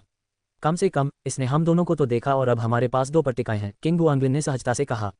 वर्षों बाद जब ये पट्टिकाएं सड़ जाएंगी और गिर जाएंगी, मिट्टी में मिल जाएंगी और इस बड़े पेड़ द्वारा अवशोषित कर ली जाएंगी, तब भी वे हमेशा के लिए विद्यमान रहेंगी, हे फॉन ने हंसते हुए कहा। या शायद वे गिर जाएंगे और बह जाएंगे। मूर्ख किन हमेशा जानता था कि मूड कैसे खराब किया जाए। उद्धरण चिन्ह ... फिर भी वे अन्य वृक्षों के लिए पोषक तत्व बन जाएंगे। लैंडफिल साइटों में लगे पेड़ों के लिए, चाहे वे कहीं भी हों, जब तक वे अस्तित्व में हैं, यही बात मायने रखती है। अध्याय 68। मैं वांग जिंगलिन यहाँ से नीचे कूद गया। जोड़ 7। क्या ये जैद तालाब है? किंग गुआंगलिन ने उत्सुकता से अपने सामने नाले को देखा। यह जैद युवती जैसा कैसे दिखता है? आप इसकी चिंता न करें कि इसका नाम क्या है, जब तक ये सुंदर है वही काफ़ी है। हेफांग कुछ कदम आगे बढ़ी, आराम करने की सोच रही थी, लेकिन बहुत सारे लोगों को देखकर हिचकिचाई। उसने ऊपर की ओर इशारा किया, चलो वहां जाकर देखते हैं। ठीक है। किंग गुआंगलिन को बहुत अधिक थकान महसूस नहीं हुई। पक्षियों के कलरव के साथ नदी की कलकल ध्वनि शहर में दिन भर कारों के हॉर्न सुनने से कहीं अधिक आरामदायक थी। लगभग 10 मिनट तक धारा के विपरीत चलने के बाद इलाके में भीड़ कम हो गई। धीरे धीरे बहता पानी और वातावरण पहले से भी ज्यादा आरामदायक लग रहा था। वहां हेफॉन को अंततः एक उपयुक्त स्थान मिल गया। चलो थोड़ा आराम करते हैं। नाले के किनारे एक सपाट पत्थर था। बैठते ही वह आसानी से नीचे पहुंचकर पानी छू सकती थी, हाथ धो सकती थी और फिर किंग गुआंगलिन का बैग खींच सकती थी। क्या तुम्हें भूख लगी है? भूख नहीं है, तुम भर लो। किंग गुआंगलिन ने अपना सिर हिलाया और बैग नीचे रख दिया ताकि वह आसानी से खा सके। हेफैंग ने इसे छान मारा और अचानक उसे भूख नहीं लगी। उसने अपनी भूख मिटाने के लिए संरक्षित आलू बुखारे का एक पैकेट निकाला। पहला वाला तुम्हारे लिए है। उसे आखिरकार अपने अधिकार याद आ गए जब उसने पहली बार किंग गुआंगलिन को प्रेमी की उपाधि दी थी। एक बेर तोड़कर उसे दिया था। ये स्वादिष्ट है। किंग गुआंगलिन ने आधे मन से तारीफ की। सच तो ये था कि उसे बेर का स्वाद कुछ ज्यादा ही खट्टा लगा, लेकिन उसने अनिच्छा से उसे चखा क्योंकि उसने उसे दिया था। नाले में पानी के गुबार फूट पड़े और हेफॉन्ग ने बेर चबाते हुए उत्साह से इशारा किया, देखो कितनी सारी मछलियां हैं। यहाँ काफी संख्या में उपलब्ध हैं। किंग गुआंगलिन पत्थर पर लेट गया, आराम से अपने सिर को अपने हाथों पर टिकाए, आकाश की ओर देखता रहा और छद्मऋषि मुद्रा में चला गया। यही तो जिंदगी है, उसने सोचा। सारा दिन घर के अंदर पेंटिंग करते रहना 20 साल की बर्बादी है। यदि शियाओ यू यहाँ होता तो वह बहुत खुश होता। इतनी सारी मछलियाँ, बस 1-2 बार डालने पर ही कुछ मछलियाँ मिल जाती। आज मजा आ रहा है। हेफॉन पत्थर के किनारे पर बैठ गया और कुशलता से एक साफ बेर की गुठली थूक दी। बहुत। किंग गुआंगलिन ने आह भरी और करवट लेकर उसके बगल में लेट गया। हमें ज्यादा बार बाहर आना चाहिए। जरूर। हेफेंग सहमत हो गई। फिर उसने किंग गुआंगलिन की ओर हाथ बढ़ाया, मुझे चाबियां दे दो। कौन सी चाबियां? किंग गुआंगलिन उलझन में था। कान में छेद करने वाली मशीन, मेरे कान में खुजली हो रही है। उसने अपनी छोटी उंगली से कान में हाथ डाला, फिर भी उसे संतुष्टि नहीं हो रही थी। ओह। किंग गुआंगलिन ने उसे चाबियां दी, सावधानी से चारों ओर देखते हुए, फिर सावधानी से अपना सिर उसकी ओर झुकाया। आप क्या कर रहे हो? मेरी बाह में दर्द हो रहा है, मुझे थोड़ी देर आराम करने दो। अपनी हरकतों से घबराकर उसने चालाकी करना बंद कर दिया और अपना सिर उठाकर उसकी गोद में रख दिया। वह मुलायम, गर्म था और उसमें उसके परफ्यूम की हल्की सी खुशबू थी। किंग गुआंगलिन ने आराम से उसे अपने करीब सटा लिया, मानो संतुष्टि की तस्वीर हो। हिलना मत, मैं अपने कान साफ कर रहा हूँ। हे फैंग ने उसे चेतावनी दी, लेकिन उसे दूर नहीं धकेला। मैं नहीं हिलूंगा, किंग गुआंगलिन ने आनंदमय क्षण का आनंद लेने के लिए अपनी आंखें बंद करते हुए कहा। हवा का झोंका, पानी, पक्षियों का गाना और एक प्रेमिका। एक ऐसी खुशी जो अकेले के लिए अकल्पनीय है। डिंगलिंग डिंगलिंग, एक धुन बजने लगी। किंग गुआंगलिन ने अपनी आंखें खोली और हेफॉन ने चुप रहने का इशारा किया और उसके फ़ोन का जवाब दिया। हेलो, क्या बात है? मैं बाहर खेल रही हूँ, उसने किंग गुआंगलिन की ओर देखा और आगे कहा, अपने प्रेमी के साथ। काफ़ी समय हो गया, बताना तो भूल ही गया। ताक झांक बंद करो, क्यों फ़ोन कर रहे हो? हाँ ठीक है, हम बाद में बात कर सकते हैं, मैं अभी खेल रहा हूँ। किंग गुआंगलिन ने उसे फ़ोन काटते हुए देखा। उसके मन में जिज्ञासा जाग उठी, वह कौन था? हे फैंग ने अपने होंठ उसकी ओर मोड़े। मेरे भाई, मेरे चाचा। किंग गुआंगलिन ने चौंक कर पूछा, उन्होंने क्या कहा? तुम्हारे चाचा से क्या मतलब है? कोई शर्म नहीं? हे फैंग ने गुस्से से कहा, मैं अभी तुम्हारी गर्लफ्रेंड हूँ। काफ़ी करीब, काफ़ी करीब। किंग गुआंगलिन थोड़ा घबरा गया। आपके बताने के बाद उसकी क्या प्रतिक्रिया थी? उसने कहा। हे फैंग ने कहा। उसे तनावग्रस्त देखकर वह हंसने से खुद को नहीं रोक सकी। उसने कुछ नहीं कहा, बस पूछा कि हमने कब डेटिंग शुरू की थी। और कुछ, बस इतना ही। और क्या? किंग गुआंगलिन ने राहत की सांस ली, वह विरोध में नहीं लग रहा था। मैं अपने बॉयफ्रेंड के साथ डेटिंग कर रही हूँ, उसे कोई आपत्ति नहीं है। हे फैंग ने उसे अपनी टांगों पर वापस खींच लिया और अपने कान साफ करना जारी रखा। मैं नाबालिग नहीं हूँ, अगर थी भी तो भी उसे दखल देने का अधिकार नहीं है। ये भी सच है। किंग गुआंगलिन ने फिर से सांस छोड़ी, लेकिन फिर हिचकिचाया। फिर भी ये बेहतर है अगर परिवार सहमत हो। तो फिर उन्हें प्रभावित करो, उन्हें भी अपने जैसा बनाओ।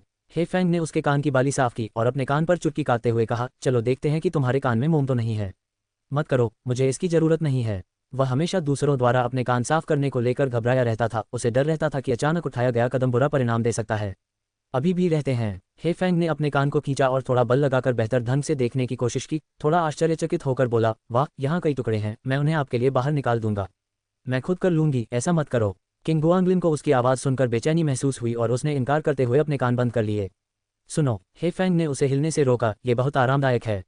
जी नहीं, धन्यवाद। हाँ आप करेंगे? नहीं, अब मरोड़ना बंद करो। किंग गुआंगलिन का कान मरोड़ दिया गया। अनिच्छा से उसने अपने हाथ नीचे कर लिए।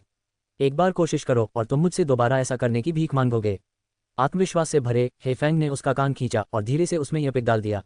उद्धरण चिन्ह डॉट डॉट डॉट उद्धरण चिन्ह। किंग गुआंगलिन उसकी गोद में लेटा था, हिलने की हिम्मत नहीं कर रहा था, केवल अपने कान के अंदर यह पिक का घेरा महसूस कर रहा था। सहज रूप से उसके सिर में झुंझुनी हो रही थी, एक अजीब तरह की संतोषजनक अनुभूति। देखो कितना बड़ा टुकड़ा है। हे फैंग ने मोम को जो उसने हटाया था अपने सामने रखा, फिर घृणा से उसे फेंक दिया। वो घिनौना। उसके शरीर पर हाथ पहुंचते हुए वह सफाई करती रही। धीरे धीरे किंग गुआंगलिन को इसकी आदत पड़ने लगी। कान की बाली अंदर घुस गई, जहां खुजली हो रही थी वहां अच्छी तरह से खरोंच रही थी, जिससे उसे आनंद में गुनगुनाने का मन कर रहा था। सब हो गया। दूसरी तरफ हे फैंग ने उसके कान को झटकते हुए उसे मुड़ने का निर्देश दिया ताकि वह आगे बोल सके। किंग गुआंगलिन ने आज्ञाकारी ढंग से करवट बदल ली, अब कोई विरोध नहीं किया। ये मानव स्वभाव के 3 मूलभूत सत्य थे, जिनमें वास्तविक सुगंध प्रथम स्थान पर थी। धूप, हवा, पानी, पक्षियों का कलरव, कोमल गोद, सुगंध, नन्हे हाथ और कान की सफाई से भरी एक दोपहर। यह एक प्रेमिका के साथ सरल सांसारिक जीवन था।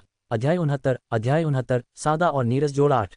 खेलने के दौरान हमें बहुत मजा आता था और अब लेटने पर हमें बिल्कुल भी हिलने डुलने का मन नहीं करता, हम आलसी महसूस करते हैं। हे फैंग ने कान साफ करने का बड़ा काम पूरा किया, चेहरे पर संतुष्टि के भाव लिए। वह किंग गुआंगलिन से भी ज्यादा खुश थी, जिसने अपने कान साफ करवाए थे। किंग गुआंगलिन उसे इस तरह देखकर राहत महसूस कर रहा था। शुक्र था कि उसके कान पर कोई फुंसी नहीं थी, वरना अपनी आदतों के चलते वह उन्हें जरूर दबा देती।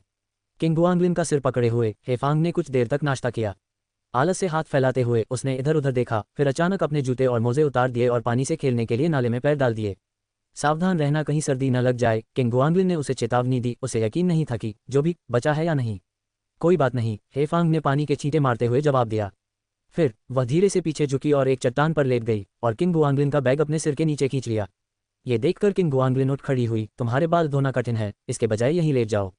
बालों को सुखाना पहले से ही कठिन है, धोना तो और भी अधिक थकाने वाला होगा, परेशान करने वाला। हे फैंग को लगा कि वह चिड़चिड़ा हो रहा है। उसने उसकी जेब में हाथ डाला और शुक्र है कि उसे एक बिना खाई हुई कैंडी मिल गई।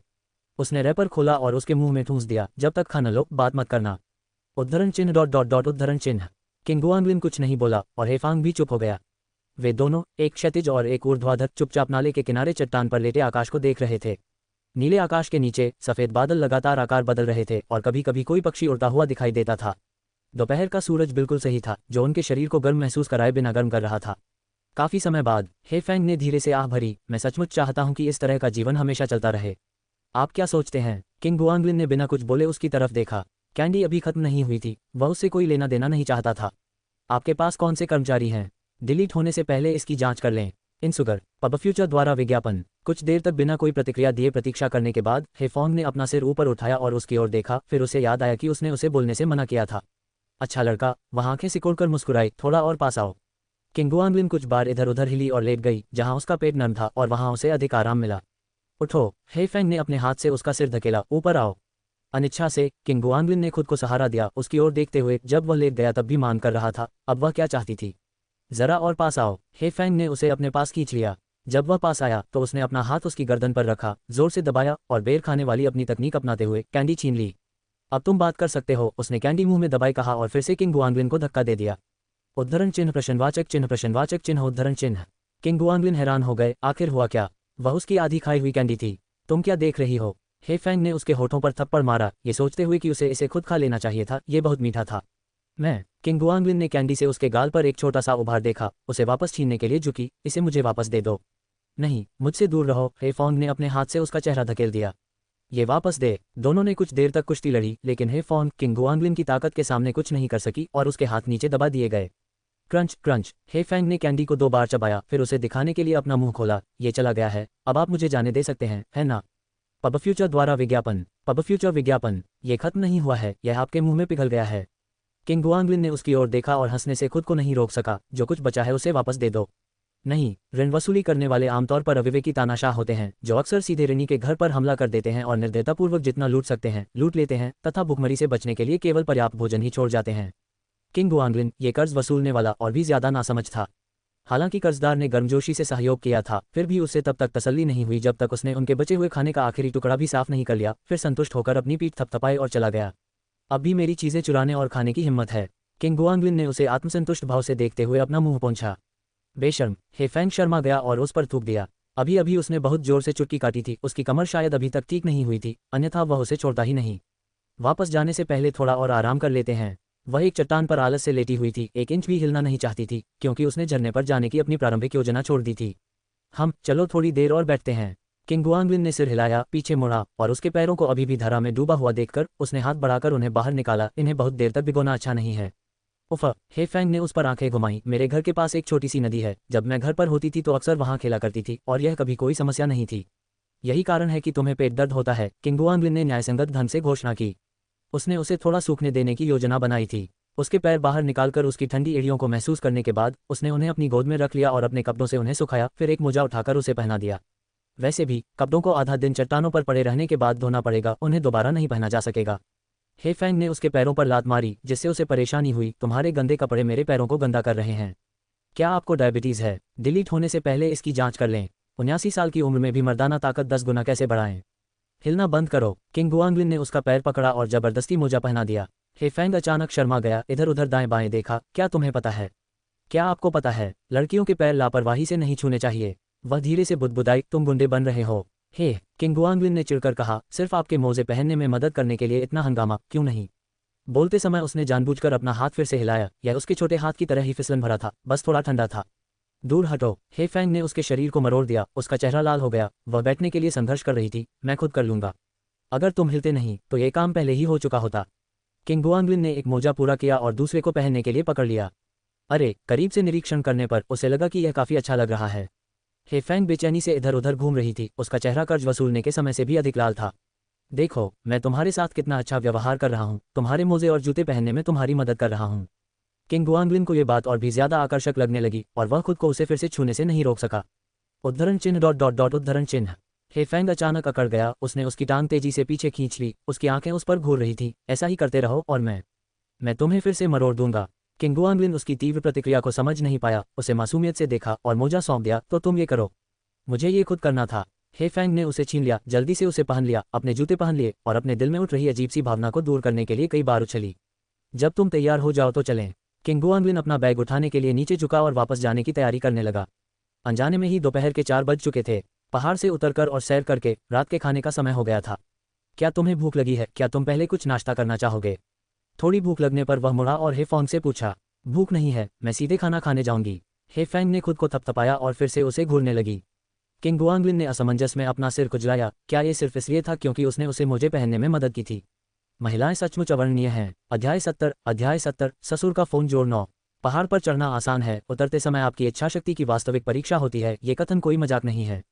चढ़ाई के दौरान जोश बहुत था, बस यही सोच रहे थे कि कैसे मजे किए जाएं। थकान का जरा भी एहसास नहीं था और हम एक के बाद एक कदम ऊपर चढ़ते गए। लेकिन नीचे उतरते समय बस यही इच्छा थी कि जल्दी से खाना खाकर वापस आ जाएं और थोड़ा आराम कर लें, जिससे रास्ता अंतहीन लग रहा था। ऐसा लग रहा था जैसे आधी दूरी तय करने के लिए आधा दिन पैदल चलना पड़ रहा हो। क्या तुम बहुत थक गई हो? किंग गुआंगलिन ने हेफॉन की ओर मुड़कर देखा। ऊपर जाते हुए उसने बढ़त बना ली थी, लेकिन अब वह पीछे छूट गई थी। मैं थक गया हूँ। जब हम ऊपर चढ़ रहे थे तो मुझे पता ही नहीं था कि रास्ता इतना लंबा है। हेफॉन ने ऊर्जाहीन होकर शिकायत की। लड़कियों की शारीरिक शक्ति शायद ही कभी लड़कों से अधिक हो, सिवाय खरीदारी के मामले में। किंग गुआंगलिन ने एक पल के लिए सोचा, फिर उसे बचाने के लिए अपना बैग सामने की ओर घुमाया और आधा उकड़ू बैठ गया। मुझे तुम्हें उठाने दो। यहाँ तक कि वह भी थोड़ा थका हुआ महसूस कर रहा था। हेफॉन की तो बात ही छोड़ी, जिसने भोजन में मुश्किल से 2 कौर से अधिक खाया था, और यह एक अच्छा दृश्य नहीं होगा यदि उसके प्यारे छोटे पैरों में छाले पड़ गए। जरूरत नहीं, तुम बहुत ज्यादा मेहनत कर लोगे, हेफांग ने मना कर दिया। वह अच्छी तरह जानती थी कि दिन भर बैग और छाता ढोना उसके लिए कितना थका देने वाला रहा होगा। चढ़ जाओ, किंग गुआंगलिन ने जोर देकर कहा। हमारे पास केवल एक छोटा सा रास्ता बचा है, ये ज्यादा थका देने वाला नहीं होगा। सच में, इसकी कोई जरूरत नहीं है। अगर तुम नहीं चढ़ोगे तो मैं तुम्हें नीचे ले जाऊंगा। उद्धरण चिन्ह डॉट डॉट डॉट उद्धरण चिन्ह। हेफेंग ने हार मान ली। उसे सचमुच डर था कि कहीं यह मूर्ख उस दिन जैसा न कर दे और उसे उठा न ले। इस बार वे पहाड़ से नीचे उतर रहे थे। कोई भी सफर उन दोनों को लुढ़कते लौकी की तरह गिरा सकता था। किंग गुआंगलिन ने हेफॉन की जांघों को सहारा दिया और उसे थोड़ा ऊपर उठाया ताकि वह नीचे की ओर बढ़ते हुए अपने पैर जमा सके। क्या मैं सचमुच हल्का महसूस कर रहा हूँ? हेफेंग खुशी से फूला नहीं समा रहा था और उसके कान में फुसफुसा रहा था, क्योंकि वह बाद में उसे उचित इनाम देने की योजना बना रही थी। हाँ, तुम बिल्ली के बच्चे की तरह खाते हो। तुम कितने भारी हो सकते हो? क्या होगा अगर मैं मोटा हो जाऊं और तुम्हें थकाकर मार डालूं? अगर तुम मोटी हो गई तो मैं तुम्हें नहीं उठाऊंगा। किंग गुआंगलिन हंसा। तब तुम्हें मुझे उठाना पड़ेगा। मुझे उठाकर ले जाने की हिम्मत मत करना, फिर देखना क्या होता है। हेफेंग ने अपना मुंह खोला और धीरे से उसके कान को कुतर दिया। ध्यान रहे कि ज्यादा जोर से न काटे। बंद करो। किंग गुआंगलिन तुरंत शर्मा गई। वह समझ नहीं पा रहा था कि उसका कान इतना संवेदनशील क्यों है। उसके काटने से उसके शरीर में गुदगुदी सी सुन्नता आ जाती थी, यहाँ तक कि उसका दिल धड़कना भी बंद हो जाता था। आप ले जाएंगे या नहीं? मैं ले जाऊंगा। क्या मैं अभी तुम्हें नहीं ले जा रहा हूँ? वाह, ये रहा तुम्हारा इनाम और मैं बाद में इसका पूरा फायदा उठाऊंगा। हेफेंग ने अपनी बाहें उसकी गर्दन में लपेट लीं और उसके चेहरे पर एक चुंबन देने के लिए आगे बढ़ी। ये तो मुफ्त है। वाह, अचानक मुझे बिल्कुल भी थकान महसूस नहीं हो रही। किंग गुआंगलिन के कदम हल्के हो गए। एक और। ठीक है, मैं तुम्हें 2 और दूंगा। हेफेंग ने उदारतापूर्वक अपने उपहार में एक और उपहार जोड़ दिया। फिर जब वह उसके कंधे पर टिकी तो वह हंसने लगा। मुझे भी सनवेन की तरह कसरत करनी चाहिए, ताकि मैं तुम्हें हर दिन हर जगह ले जा सकूं। किंग गुआंगलिन मुस्कुराया और उसे ऊपर की ओर उठाया। उसका चेहरा, पीठ और हाथ सब लाभान्वित हो रहे थे। ये काफी लाभदायक सौदा था। उसके जैसा मत बनो। किंग गुआंगलिन ने हैरान होकर पूछा, क्या आप सनवेन को जानते हैं? नहीं, हेफांग ने इनकार किया। फिर दोबारा सोचते हुए कहा, मेरा मतलब है तुम अभी जैसी हो बिल्कुल सही हो। कसरत करने की कोई जरूरत नहीं है। मैंने सुना है कि जिम काफी गंदे हो सकते हैं। गंदी बात है ना? क्या यह अव्यवस्थित नहीं है? मुझे लगता है कि यह सब ठीक है। किंग गुआंगलिन ने विश्वविद्यालय के दौरान जिस जिम में वह गया था उसे याद करते हुए कहा, ऐसा लगता है कि हमेशा लड़के ही लड़कियों पर डोरे डालते हैं। मैंने कभी किसी महिला को किसी पुरुष पर डोरे डालते नहीं देखा। आपको किस बात का डर है? कौन डरा हुआ है? हेफेंग ने धीरे से बुदबुदाया। तुम इतनी अनजान हो कि शायद तुम किसी को जो तुम्हारे साथ छेड़खानी कर रहा है कोई विक्रेता समझ लोगी। ऐसा कैसे हो सकता है? किंग गुआंगलिन ने खुद को अनजान समझते हुए कहा, क्या मैं नहीं बता सकता कि कोई मुझ पर डोरे डाल रहा है? हाँ, तुम सबसे अच्छे हो। हेफेंग ने चुपके से आंखें घुमाई। अभी तक थक गए हो? मुझे थोड़ी देर चलने दो। थका नहीं हूँ। किंग गुआंगलिन ने बिना किसी हिचकिचाहट के मना कर दिया और खटखट की आवाज के साथ पहाड़ से नीचे उतर गया। पहाड़ के नीचे सड़क किनारे पहुंचने के बाद ही किंग गुआंगलिन ने उसे नीचे उतरने दिया और अकेले चलने को कहा। कुछ ही कदम की दूरी पर उन्होंने एक टैक्सी पकड़ी और साथ साथ वापस लौट आए। पसीना बहाते हुए भी मजबूत होने का नाटक कर रही हो। हेफोंग ने अपनी आस्तीन से उसका माथा पोंछा। उसे उस पर थोड़ा दया आ रही थी। इसे एक कसरत समझो। हम कल मुख्य शिखर पर जा रहे हैं। अगर आप बिस्तर से नहीं उठ सकते तो मैं देखना चाहता हूं कि आप कैसे मजे करेंगे। मैंने पहले ही कहा था कि मैं थका नहीं हूं।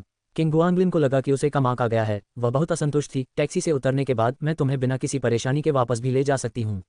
हेफेंग ने कुछ असहाय महसूस किया। ठीक है, मुझे पता है कि तुम सख्त हो। पुरुष अक्सर अपनी ताकत दिखाना पसंद करते हैं, खासकर विपरीत लिंग के सामने और खासकर उनके सामने जिन्हें वे पसंद करते हैं। वे इसे आसमान तक दिखा सकते हैं। एक क्षण बाद उसने अचानक अपनी जांघ पर थपकी दी। अरे नहीं, मैं तुम्हें थंडरक्लैप मर्द दिखाना भूल गई। हम पहले ही इसे देख नहीं पाए। यह एक छोटा सा जर्जर घर है। मैंने इसे आज सुबह देखा। कार बेधड़क सड़क पर तेजी से दौड़ती रही और तेजी से उनकी मंजिल तक पहुंच गई। दोनों ने किराया चुकाया और साथ साथ ऊपर की ओर चल पड़े। पहले खाना खाऊं या पहले नहाऊं? किंग गुआंगलिन को काफी पसीना आ गया था और उसने सोचा कि हेफोंग भी शायद यही सोच रहा होगा। उसने सहजता से पूछा, पहले स्नान कर लें ताकि हम ताज़ा और स्वच्छ महसूस करते हुए रात का खाना खा सकें। हे फेंग ने कमरे का कार्ड निकाला, दरवाज़ा खोला और बिस्तर पर झपटने ही वाली थी कि उसे याद आया कि उसने नहाया ही नहीं है, इसलिए उसने खुद को ज़बरदस्ती रोक लिया। वह बिना सिर उठाए अपने छोटे से सूटकेस से कपड़े निकालने लगी। पहले नहा लो, जल्दी कर लोगी। ठीक है, ज़रूर। किंग गुआंगलिन को कोई आपत्ति नहीं थी क्योंकि उसे अपने बाल भी धोने थे, जिसमें वास्तव में समय लगता था। पुरुषों का नहाना असल में बस पानी से नहाना था। शॉवर चालू करें, पानी अपने ऊपर बहने दें, थोड़ा सा बॉडी वॉश लगाएं, फिर से धो लें, बस इतना ही। आमतौर पर 10 मिनट से ज़्यादा नहीं, ज़्यादा से ज़्यादा 15 मिनट लगते हैं। जब वह बाल सुखाते हुए बाहर आया तो हेफांग का मकान मालिक से लड़ो वाला खेल अभी ज़्यादा आगे नहीं बढ़ा था। एक नया दौर शुरू होते देख उसने अपना फ़ोन किंग गुआंगलिन को खेलने के लिए दे दिया और अपने कपड़े लेकर नहाने चली गई। फ़ोन की स्क्रीन पर 3000 बीन्स देखकर किंग गुआंगलिन का दिल टूट गया। कल तक तो वह लगभग 1 लाख पर थी, लेकिन अब वह फिर से कल्याणकारी योजनाओं पर निर्भर हो गई थी। इस महिला को वाकई बहुत बड़ा नुकसान हो सकता है। यह अच्छी बात थी कि सिस्टम ने उन्हें एकत्रित कर लिया, अन्यथा उसे उन लाखों बीन्स को इकट्ठा करने के लिए गुप्त रूप से एक नया खाता बनाना पड़ता। फ़ोन बज रहा है। जैसे ही किंग गुआंगलिन ने एक राउंड पूरा किया, हेफांग का फ़ोन बजने लगा। उसने फ़ोन उठाया और बाथरूम के दरवाजे पर दस्तक दी ताकि उसे गैप से निकाल सके। इसकी चिंता मत करो, मैं बाद में फ़ोन करूंगा, हेफांग की आवाज़ अंदर से आई। ओह ठीक है। किंग गुआंगलिन ने फ़ोन एक तरफ रख दिया और उत्सुकता से स्क्रीन पर कॉलर आईडी को देखने लगा। वाह, क्या यह उसके पिता हो सकते हैं? दोपहर में उसके भाई को पता चला कि उसका एक प्रेमी है और अब उसके पिता शाम को फ़ोन कर रहे थे। क्या कोई संबंध था? किंग गुआंगलिन के मन में तरह तरह की संभावनाएं घूम रही थीं। वह बीच बीच में बाथरूम में बने चित्र और फ़ोन पर नज़र डालता। फ़ोन की लगातार बजती घंटी से उसे यकीन हो गया कि यह कॉल उसके प्रेमी बनने के बारे में थी। आगे की कहानी सुनाने के लिए एम स्टोरी वर्ल्ड को सब्सक्राइब करो।